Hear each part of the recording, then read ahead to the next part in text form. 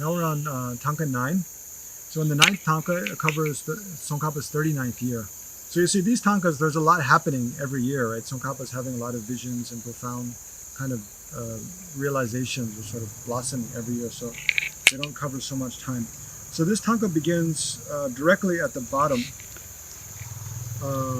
at 6 o'clock. So here Tsongkhapa is receiving teaching, some important teachings at a place called Nyel from Kenshin Chokya, is the Lama's name. He receives instructions on the sutras and tantras of the Kadam textual lineage. So remember I mentioned there's 3 Kadampa lineages. So the most extensive is the textual lineage. So these include like Shantideva's Bodhisattva's way of life, the ornament of clear realization, the ornament of the Mahayana Sutras, the Jataka tales,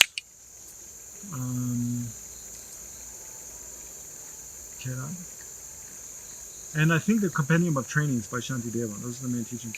Then also he received teachings on Sharawa was one of the great Kadam masters, a direct disciple.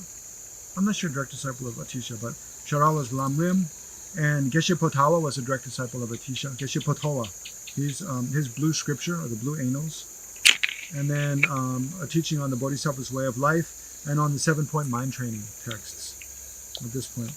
Then going around clockwise. For one whole summer, Tsongkhapa had a direct vision of Manjushri, and at that time he was given a prophecy by Manjushri that he would realize the view of emptiness in dependence upon one Indian Pandit's text. So that Indian Pandit is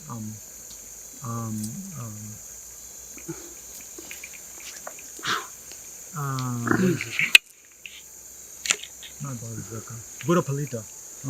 So the Indian Pandit is Buddha Palita, which that'll happen later on. Then following that, Tsongkhapa and a group of 30 of his closest disciples, they go to this Heruka pilgrimage place in Tibet.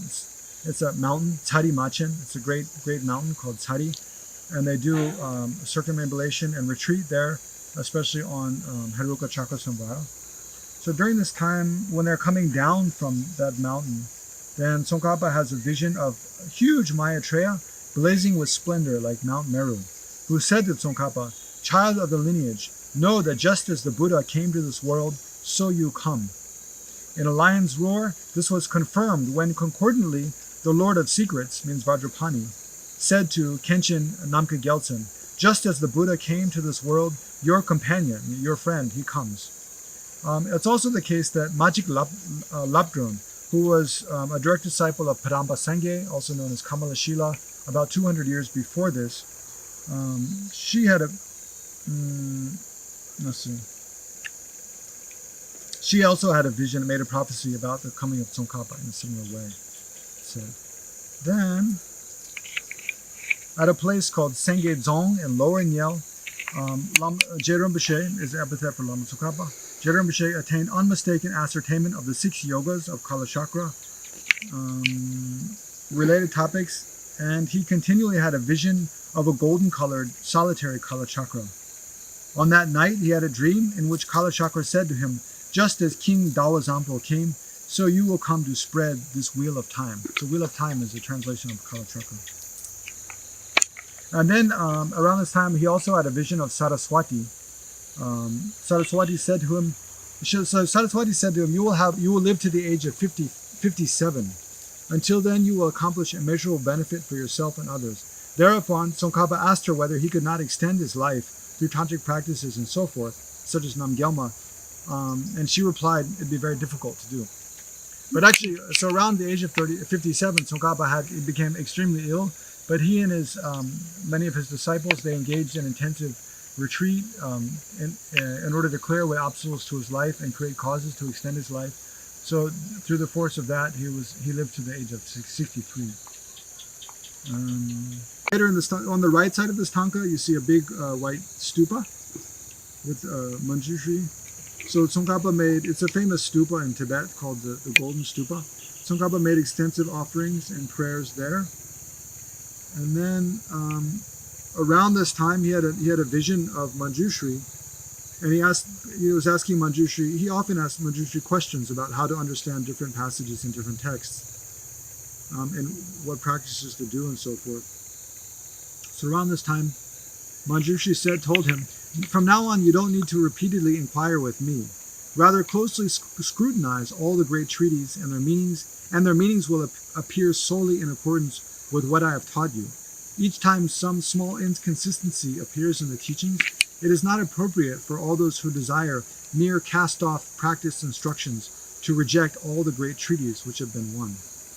And then he adds, from now on, Tsongkhapa says, "From now on, in all my actions of my 3 doors will be solely for the benefit of others."